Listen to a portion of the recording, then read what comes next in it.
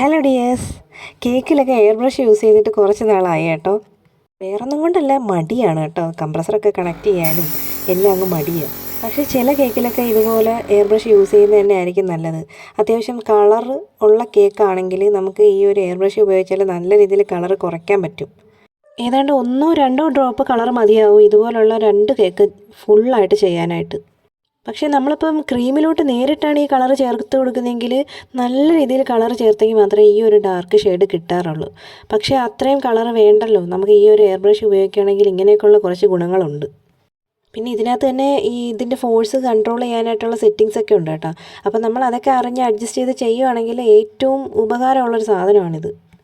പിന്നെ ഒരു കാര്യം എന്ന് പറഞ്ഞാൽ ഈ കേക്ക് ഓവർനൈറ്റെങ്കിലും തണുപ്പിച്ചിട്ട് വേണം ഇതൊക്കെ ചെയ്യാൻ, അല്ലെങ്കിൽ ഇത് ഇതുപോലെ ആവും കേട്ടോ. എനിക്കിത് തണുപ്പിക്കാൻ അതിനുള്ള ടൈമൊന്നും കിട്ടിയിട്ടുണ്ടായിരുന്നില്ല. അത് മാത്രമല്ല, കുറച്ച് അടുത്ത് പിടിച്ച് ഞാൻ അടിക്കുകയും ചെയ്തു. അത് അപ്പോഴത്തേക്ക് ആ ക്രീമൊക്കെ തെറിച്ചു പോയി കേട്ടോ. പിന്നെ ഇതെനിക്കൊരു വിഷയമല്ല. കാര്യം എന്ന് വെച്ചാൽ കേക്കിനകത്ത് സ്റ്റാക്ക് ചെയ്തതിന് ശേഷം ഒരുപാട് ഡെക്കറേഷനും കാര്യങ്ങളൊക്കെ വരുന്നതുകൊണ്ട് ഇത് എന്നെ ബാധിക്കുന്നില്ല.